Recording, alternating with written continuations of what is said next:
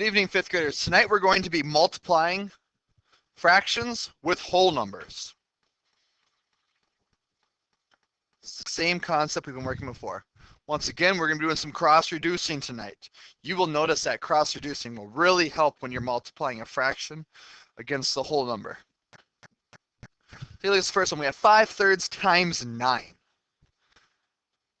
How can we set this problem up? This is what I want you to see. If you have the number 9, we want to make it a fraction. Let's make 9 over 1. How many 1s go into 9? 9. That's what it's going to look like. Now you just multiply across. But before you do that, you have to cross-reduce, right? Let's take a look. 5 and the number 1. Can we make those any smaller? We can't. 3 and 9. Can we make those any smaller? We can. 3 and 9. We can make them smaller. What do we divide them both by? Divide them by 3. 3 divided by 3, we get 1. 9 divided by 3, we get 3. Now we can just multiply across. 5 times 3 is 15. 1 times 1 is 1. My answer is 15 over 1, which is also written as 15. Here's another problem. It's more practice. 20 and 3/4. Well, I'm going to make this 20 a 20 over 1. Cross-reduce the 20 and the 4. I can divide each of these by 4. 4 divided by 4, I get 1. 20 divided by 4, I get 5. 1 and 3, can I cross-reduce these at all? I can't because 1 can't get any smaller. Just multiply across. 5 times 3 gives me 15. 1 times 1 gives me 1. Once again, I have an answer of 15. 1/8 times 5. Okay. 1 and 1. Can't get them any smaller. 8 and 5. I can't get any smaller. So then I just multiply across. I get 5 over 8.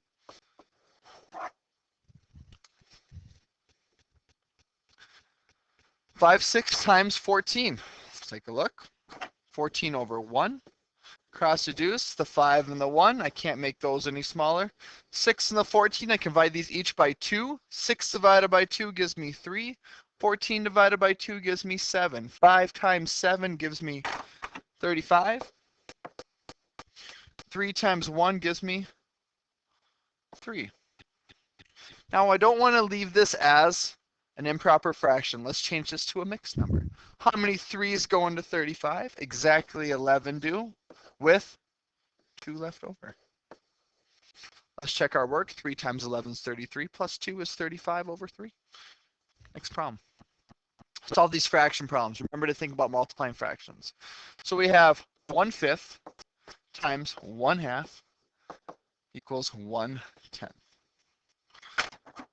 We have 2/3 times 3/4. Let's cross-reduce this.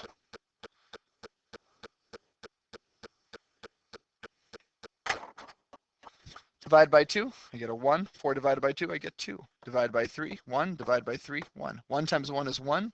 1 times 2 is 2. Your answer is half. 1/8 times 1/2.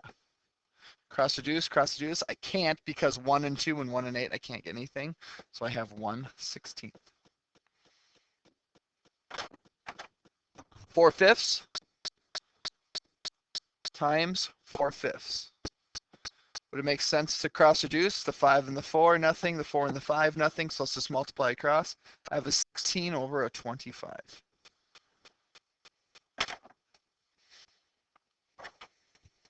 One half times 2/14.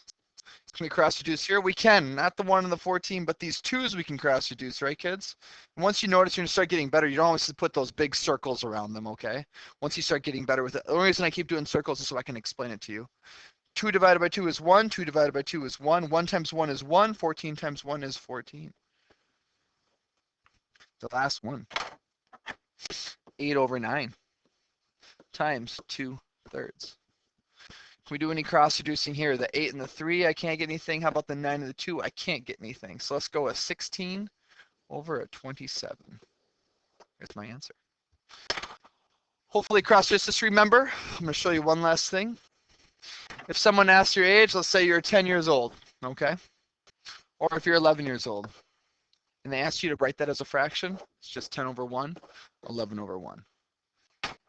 The only thing you have to do to change a whole number into a fraction.